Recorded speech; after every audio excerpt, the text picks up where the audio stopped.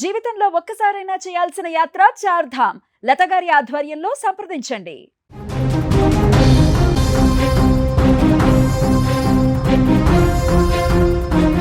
మనుషుల్లో మానవత్వం మంట కలిసిపోతోంది.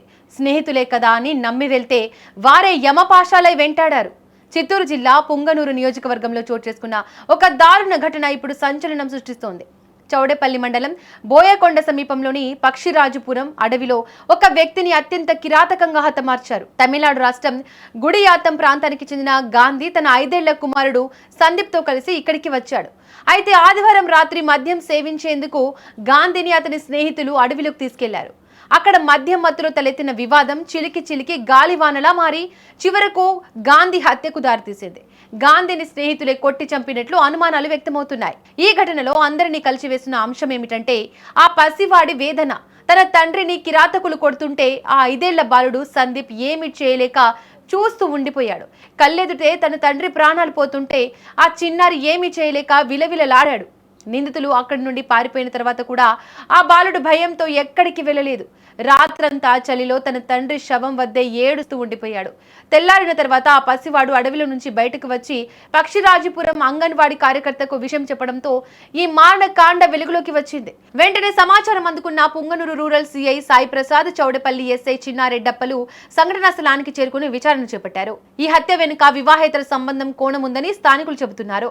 మృతుడు గాంధీ భార్య రాసతికి బోయకొండ ఆర్ఆర్ కాలనీకి చెందిన నరసింహులు అనే వ్యక్తికి మధ్య వివాహేతర సంబంధం ఉందనే ఆరోపణలు స్థానికంగా వినిపిస్తున్నాయి. ఈ నేపథ్యంలోనే పథకం ప్రకారమే గాంధీని అడవిలోకి రప్పించి హతమార్చారా అనే అనుమానాలు కలుగుతున్నాయి. మృతుడి కుమారుడు సందీప్ ఇచ్చిన వాంగ్మూలం ఆధారంగా పోలీసులు ఇప్పటికే ఆర్ఆర్ కాలనీకి చెందిన 3 అదుపులోకి తీసుకుని విచారిస్తున్నారు. అతిగా మద్యం సేవించి గొడవ పడ్డారా లేక ముందే ప్లాన్ చేసి ఈ హత్యకు పాల్పడ్డారా అనే కోణంలో పోలీసులు దర్యాప్తును వేగవంతం చేసినట్లు తెలుస్తోంది. దీని గురించి మరింత సమాచారం అందించేందుకు మా ప్రతినిధి మంజునాథ్ అందుబాటులో ఉన్నారు. మంజునాథ్, కుమారుడి కళ్ళ ముందే తండ్రి హత్యకు గురి కావడం, ఆ బాలుడు ఏం చెప్తున్నాడు హత్యకు సంబంధించి డీటెయిల్స్ ఏంటి? నిన్న సాయంకాలం ఆ అబ్బాయి గాంధీ అనే వ్యక్తి చనిపోయాడు. అతని కుమారుడితో కలిసి గ్రామ పొలిమేరలోకి వెళ్ళాడు. అయితే అప్పటికే అక్కడ అతని స్నేహితులు 4 కలిసి మద్యం తాగారు. మద్యం తాగిన తర్వాత అక్కడ ఉన్న 3 గాంధీపై దాడి చేసి తీవ్రంగా గాయపరిచి తన నాన్నను బండరాతితో విచక్షణారహితంగా కొట్టాడని చెప్పేసి ఆ అబ్బాయి ఏడుస్తూ చెప్తున్నాడు. మంజునాథ్, వాళ్ళ మధ్య గొడవ ఎందుకు తలెత్తింది? అసలు ఆ కుమారుణ్ణి ఆ తండ్రి వాళ్ళతో పాటు ఎందుకు తీసుకెళ్లాడు? అంటే ఇప్పుడు ఆ తల్లి ఆ కుమారుడు తల్లి ఎవరైతే ఉన్నారో రాకాసి, ఆమె భర్తను వదిలేసి అక్కడ తన ప్రియుడి కోసం వచ్చేసి చౌడేపల్లి గ్రామంలో ఉండిపోయింది. పెద్దల పంచాయతీ చేసి బిడ్డకు తల్లిని తీసుకెళ్లాలని చెప్పేసి గాంధీ అనే వ్యక్తి గుడియాతం నుంచి ఊరికి వచ్చేసి పెద్దల పంచాయతీ కోసం వేచి ఉన్నాడు. అయితే బిడ్డను తల్లి దగ్గర వదలకుండా తన వెంటనే తీసుకెళ్లి గాంధీ మద్యం మత్తులో అక్కడ గొడవ పడ్డాడో లేదంటే అతని స్నేహితులే ఫస్ట్ గొడవ పడ్డాడో తెలియకపోవడంతో బిడ్డను తన వెంట ఉంటేనే సురక్షితంగా భావిస్తాడని చెప్పేసి వెంట తీసుకెళ్ళినట్లు తెలుస్తోంది. మంజునాథ్, ప్రస్తుతం బాలుడు ఎవరి వద్ద ఉన్నాడు? డీటెయిల్స్ ఏంటి? బాలుడు అయితే గన ప్రస్తుతానికైతే ICDS అధికారుల సంరక్షణలో ఉన్నాడు.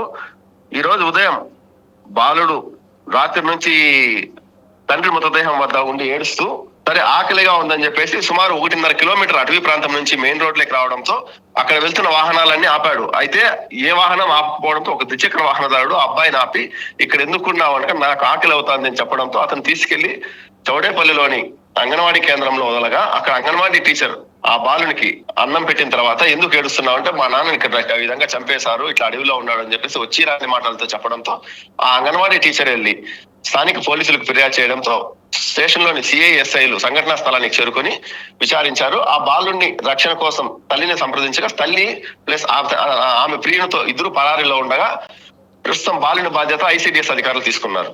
Right Manjunath, thank you.